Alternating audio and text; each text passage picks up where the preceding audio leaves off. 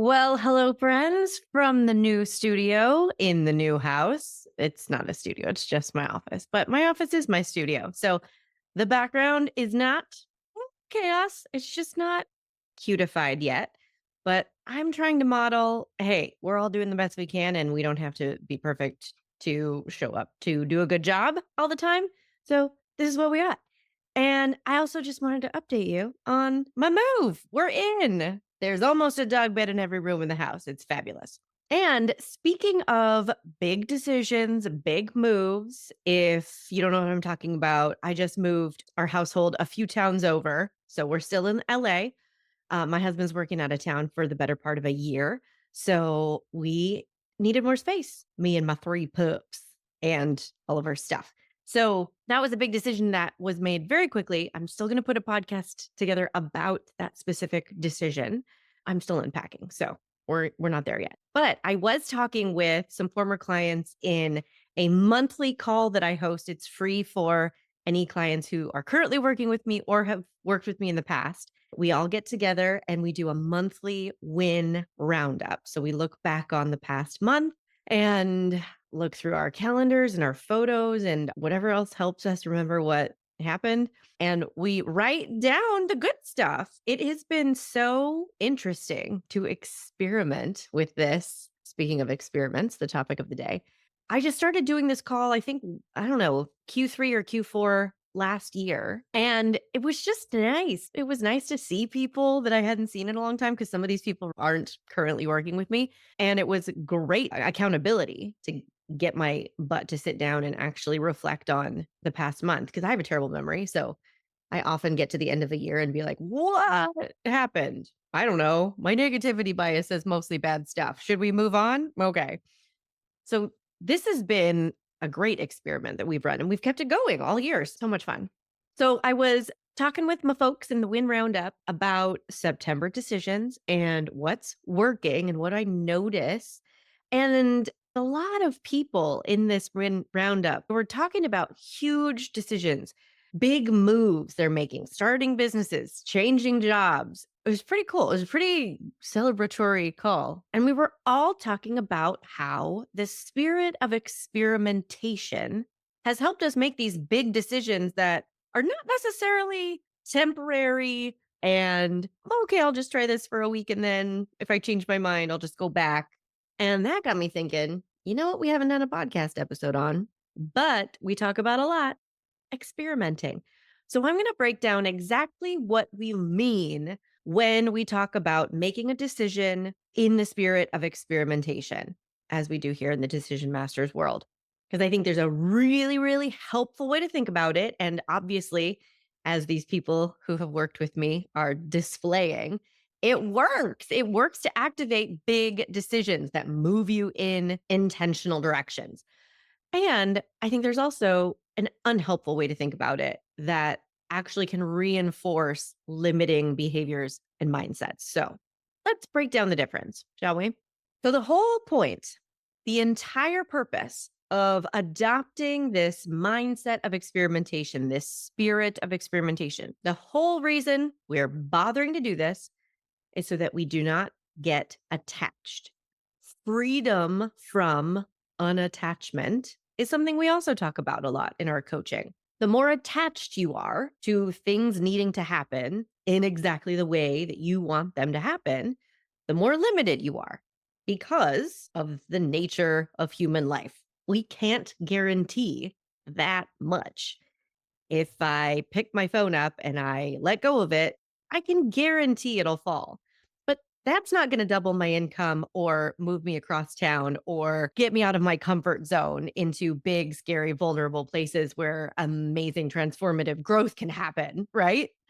That guarantee that gravity will activate and the phone will fall, not available when we're making big decisions with lots of moving parts and this whole pesky, unpredictable future element involved. I wish you could see them. Two of the three dogs are currently sleeping and snoring behind me. So I hope the studio is soundproof enough for that. So the more attached you are to needing certainty, to needing guarantees, to needing things to happen the way you want them to happen, the more limited you are in what decisions you can actually go through with. The less attached you are, the freer you are to adapt resiliently to changes and maybe even obstacles and surprises. The freer you are to see new opportunities, the freer you are to enjoy and even thrive in future situations. But even though we know this and it makes sense on paper, we find ourselves trying to secure as much certainty as possible when we're making decisions. Makes sense because we don't want to be taking risks willy nilly, exposing ourselves to all sorts of vulnerability without thinking through the consequences. So we get why we are drawn to security and certainty and guarantees. But we know this is how we end up taking a month to buy a blender or hang up curtains because can you tell I'm moving? Because this is the stuff on my mind. But we'll spend a month researching on the options and looking into all the reviews and trying to safeguard our future selves from regret and heartache. Why did I buy this blender? Why didn't I research more? We also know this is how we can end up spending 5 years in a job or relationship or neighborhood that we don't like because we can't find enough guarantees that the next one we're going to move into will be good enough, will be different enough, will make us happy in the ways that we want. This is where this idea of experimentation can come in super handy to get us moving, to get us buying the blender, to get us taking the new job, to get us renting the new house.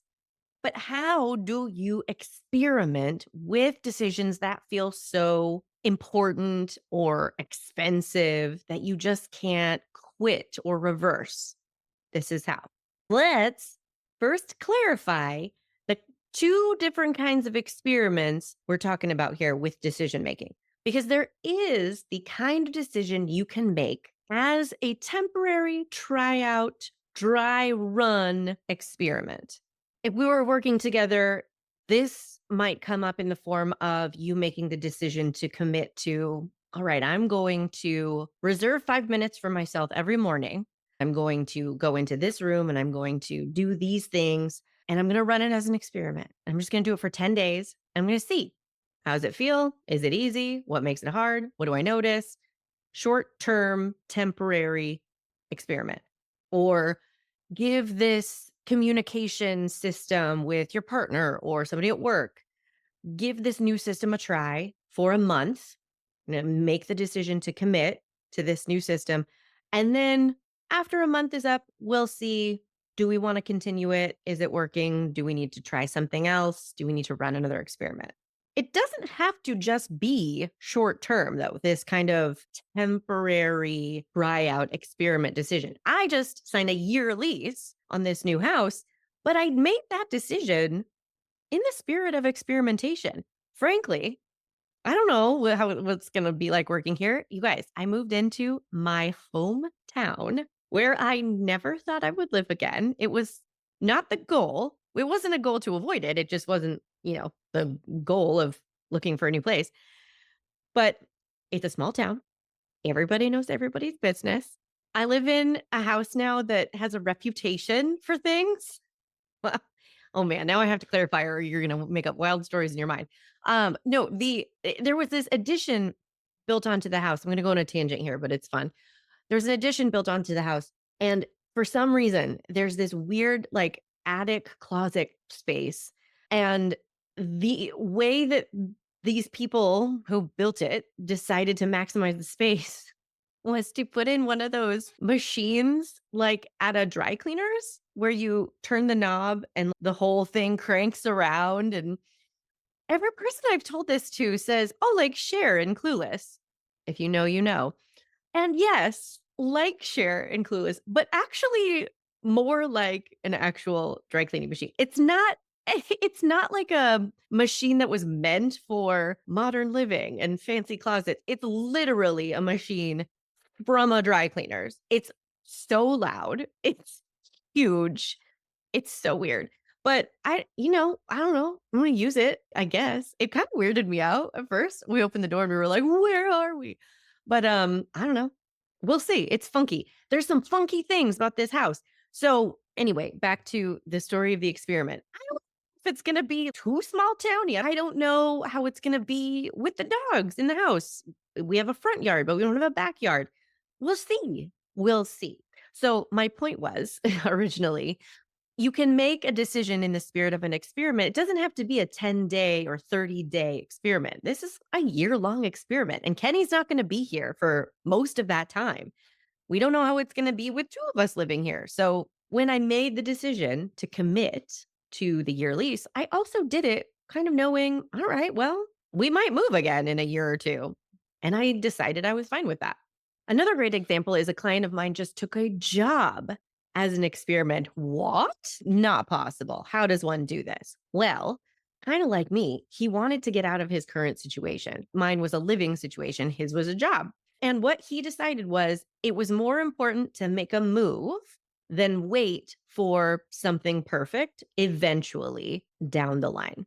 It's kind of the same spirit of experimentation that I signed this lease with, right? He wanted to get into a different situation and he's going to see. He's going to see, how do I feel being here? What do I want to do next? And, moving into a different house or taking a different job, they're not the kind of things that you just run a 10-day experiment on and then say, oh, okay, I'm going to change my mind. Bye. So I want you to know it's possible to have this experiment mindset even for longer term situations. Now, there are other decisions you can make, experiments you can run with different internal terms. I'm doing air quotes because this is kind of what we're agreeing to with ourselves when we make a decision.